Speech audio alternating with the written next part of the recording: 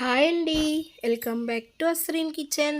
నేను మీ అస్రీన్. ఈరోజు రెసిపీ వచ్చేసి గోంగూర చెరువు పక్కిలతో కర్రీని ఎలా ప్రిపేర్ చేయాలో చూపిస్తాను.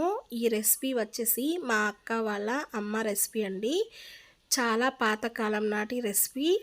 కంపల్సరీగా ట్రై చేయండి, చాలా బాగుంటుంది. వీటిని చెరువు పక్కెలు అంటారు, వట్టి పక్కిలు కూడా అంటారు. మీ ఊర్లో ఏమని పిలుస్తారో కామెంట్ చేయండి. ఇప్పుడు ఎలా ప్రిపేర్ చేయాలో చూద్దాం. ఈ పక్కిల్ని ఇలా చిన్నవిగా ఉంటాయి. వీటిని ఈ పొట్టలు అనేవి గిల్లుకోవాలి, లేకుంటే వాటి లోపల చేదుతనం అనేది ఉంటుంది. మనకి కర్రీ అనేది చేదుగా ఉంటుంది.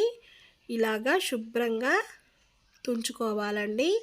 నేనైతే ముందే క్లీన్ చేసి పెట్టాను, మీకు చూపించాలని చెప్పి మళ్ళీ చూపిస్తున్నానండి. ఇలా మొత్తాన్ని తుంచుకొని ఒక బౌల్లో వేసుకొని వీటిని వేడి నీళ్ళు పోసుకుంటే వీటిలో నీచు అనేది ఎక్కువ ఉంటుంది.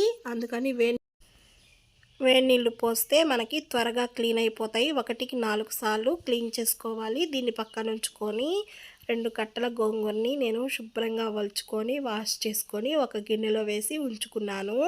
వీటిలోకి ఒక 6 పచ్చిమిర్చి, 2 పెద్ద సైజు టమోటాలని కట్ చేసి వేసి చిటికెడంత పసుపు, 1 గ్లాస్ వాటర్ని పోసుకోవాలి. మూత ఉంచి ఒక 10 మినిట్స్ పాటు గోంగూర మెత్తపడేంత వరకు ఉడికించుకోవాలి. గోంగూర అనేది పొంగకూడదు, పొంగితే మనకి టేస్ట్ అనేది అంత బాగుండదండి.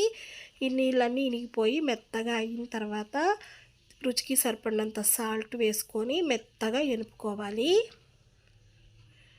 మనం గోంగూర అనేది చక్కగా ఉడకాలి.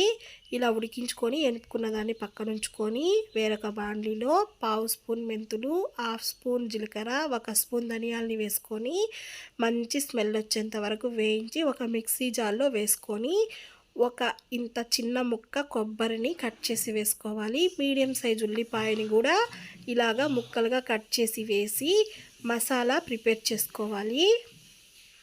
ఇలా ప్రిపేర్ చేసుకున్న మసాలాని పక్కన ఉంచుకొని ఒక బాండ్లీలో ముందుగా వాష్ చేసుకున్న చెరువు పక్కెలు, రుచికి సరిపడినంత కారం, చిటికెడంత పసుపు, 1/2 టేబుల్ స్పూన్ వరకు ఉప్పు, మనం ముందుగా ప్రిపేర్ చేసుకున్న మసాలాని కూడా వేసేసుకోవాలి. ఇలా వేసుకున్న తర్వాత 1 గ్లాస్ వాటర్ని పోసుకొని మొత్తాన్ని మిక్స్ చేసుకొని స్టవ్ మీద పెట్టి మూత ఉంచి ఉడికించుకోవాలి. దీంట్లో 1 చుక్క నూనె అనేది వేయకూడదు, అందుకనే ఇది పాతకాలం నాటి వంట అని చెప్పానండి. ఇలా చిక్క పడిన తర్వాత మనం ముందుగా ఎనుపుకున్న గోంగూరని యాడ్ చేసేయాలి. ఇలా యాడ్ చేసుకున్న తర్వాత మొత్తాన్ని బాగా మిక్స్ చేసుకొని కాసేపు కుతకుతలాడేంత వరకు ఉడికించుకుంటే మనకి ఎంతో రుచికరమైన గోంగూర చెరువు పక్కిల కర్రీ అనేది రెడీ అండి. ఇది వేడి వేడి అన్నంలో చాలా బాగుంటుంది. ఒకసారి ట్రై చేయండి. నచ్చితే లైక్ చేయండి, షేర్ చేయండి. మరిన్ని వీడియోల కోసం మన ఛానల్ని సబ్స్క్రైబ్ చేయండి. థ్యాంక్స్ ఫర్ వాచింగ్ అండి. బాయ్.